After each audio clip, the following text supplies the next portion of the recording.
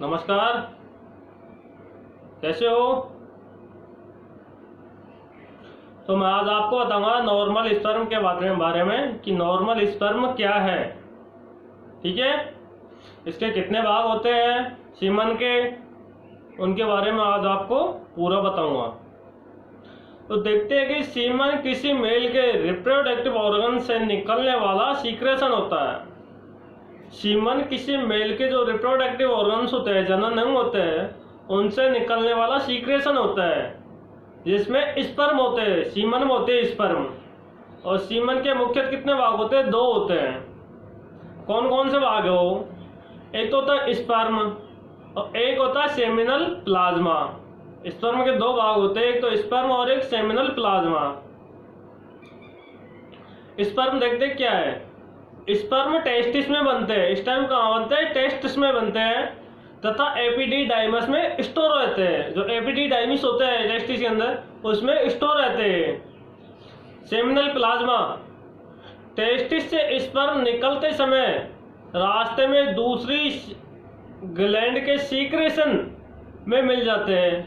यानी टेस्टिस से स्पर्म निकलते समय जो रास्ते में दूसरी ग्रंथियां होती है, उनके सीक्रेशन में ये मिल जाती है। इस सीक्रेशन या फ्लूइड को सेमिनल प्लाज्मा कहते हैं। जो ये सीक्रेशन या फ्लूइड होता है, इसे क्या कहते हैं? Seminal plasma.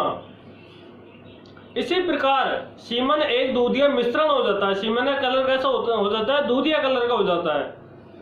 हर स्पीशीज के मेल में सीमन की में प्लाज्मा तथा स्पर्म की मात्रा अलग अलग होती है। तो सबको पता है, हर स्पीशीज में मेल की सीमन में प्लाज्मा और स्पर्म की मात्रा अलग अलग होती है। अब देखते हैं कि सीमन की कुल मात्रा के हिसाब से एपिडिडाइमस तथा वास्ट एफरेंस का सीक्रेशन कम होता है। बुल में सीमन की मात्रा में ज्यादा अनुपात का फ्लूइड सीक्रेशन वेसिकुलर ग्लैंड से होता है। इसमें कुछ मात्रा प्रोस्टेट ग्लैंड्स तथा बल्बो यूरेथ्रल ग्लैंड के सीक्रेशन से होती है। बुल के सीमन में अन्य स्पीशीज की तुलना में फ्रैक्टोज तथा सार्विटोल अधिक होता है, जो वेसिकुलर ग्लैंड्स के फ्लूइड से निकलता है। कहां से निकलता है? वेसिकुलर ग्लैंड के फ्लूइड से। अब देखते हैं कि सीमन में ऑर्गेनिक और इनऑर्गेनिक पदार्थ कौन कौन से होते हैं। ऑर्गेनिक पदार्थ amino acids, protein, lipids, sugar, choline, citric acid, fatty acid, enzyme, hormones. जैसे हार्मोन्स कौन कौन से होते हैं? Estrogen, prostaglandin, LH, insulin, vitamin, ये आदि पाए जाते हैं। किसमें? सीमन में। ये कौन से पदार्थ है? ऑर्गेनिक। ठीक है।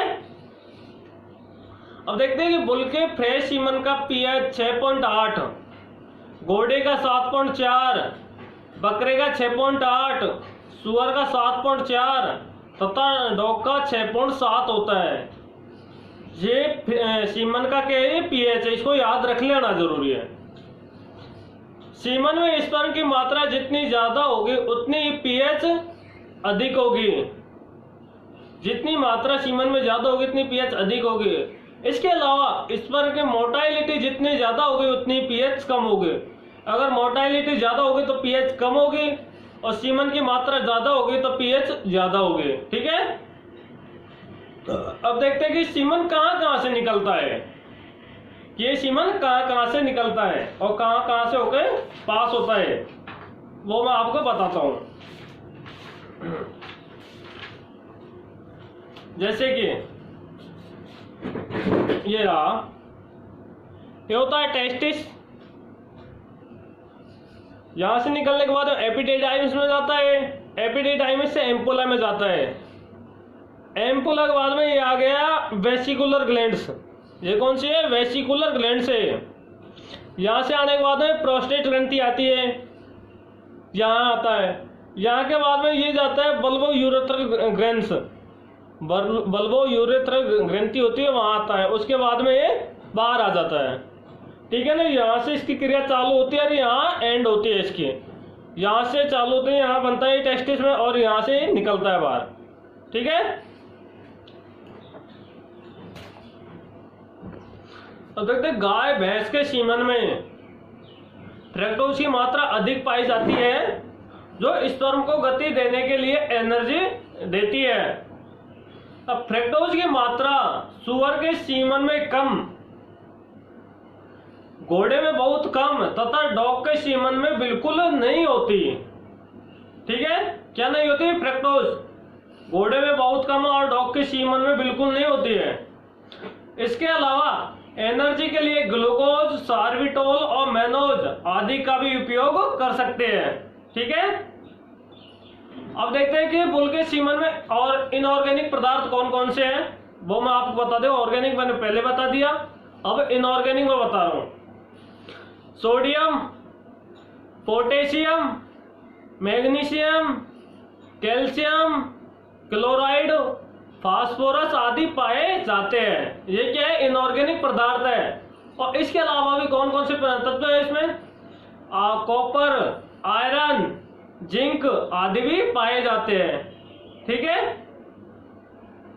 और इसमें सल्फेट, फास्फेट, साइट्रेट आदि स्पर्म की स्वेलिंग को रोकते हैं, सूजन को रोकते हैं। हेवी मेटल्स जैसे कॉपर, आयरन, जिंक आदि स्पर्म के लिए टॉक्सिक होते हैं। फेरस और कॉपर से स्पर्म मर सकते हैं, इनसे स्पर्म मर जाते हैं।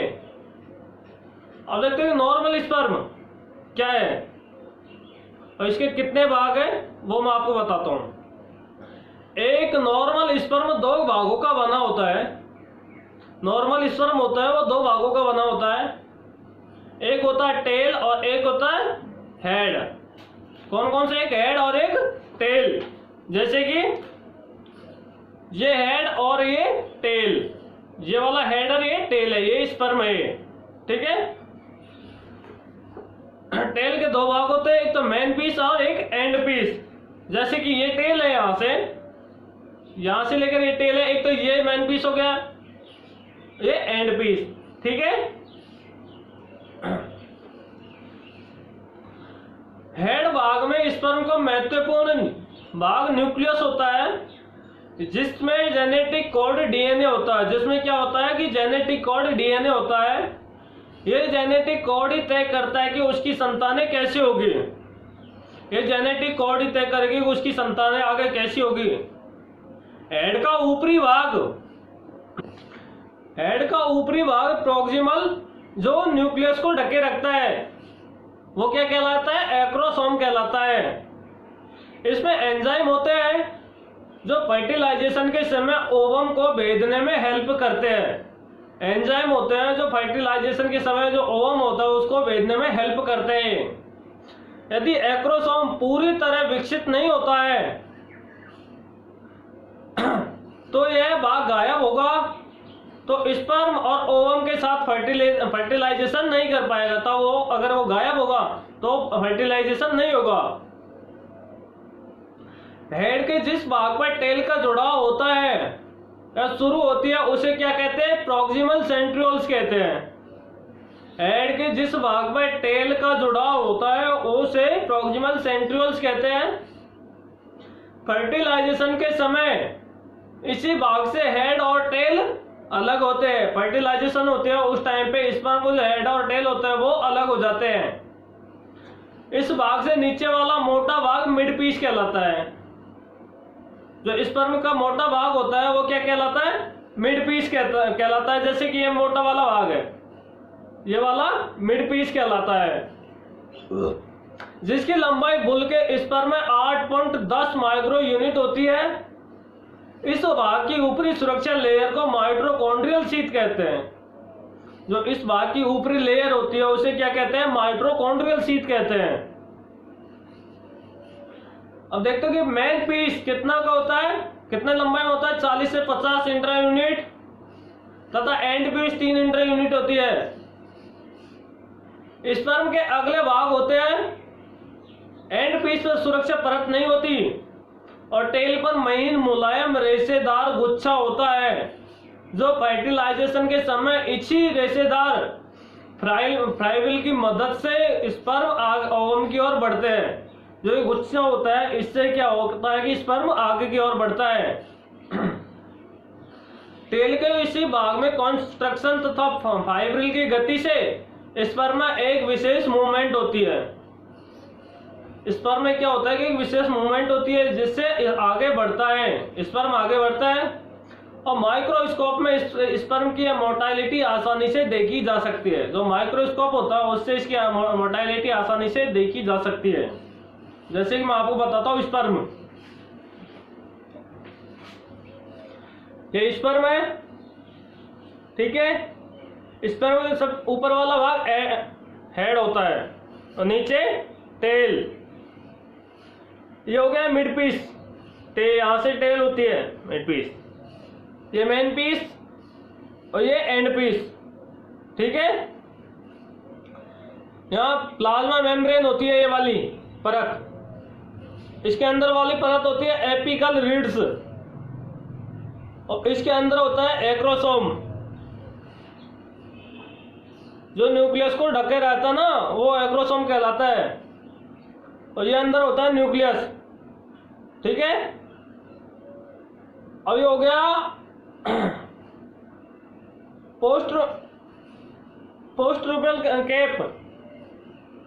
अब ये हो गया प्रोक्सिमल सेंट्रियोल्स, ये वाला हिस्सा कौन सा होता है, प्रोक्सिमल सेंट्रियोल्स। ये माइटोकॉन्ड्रियल शीथ, ये वाला होता है माइटोकॉन्ड्रियल शीथ है ये, ठीक है। अब ये डिस्टल सेंट्रियल रिग्स, ये डिस्टल हो गया है, यहाँ तक देख लो, एंड हो रहा, थोड़ा जुड़ाव नहीं है ना, तो डिस्टल हो गया यहाँ। ये एक्सियल फिलामेंट, एक्सियल फिलामेंट है, और टेल, ये शीथ, टेल की शीथ आ गई है, ठीक है। ये क्या होता है, ये है स्पर्म। स्पर्म और आप देख लेना, ये देख लो क्लियरिटी से स्पर्म है, ठीक है।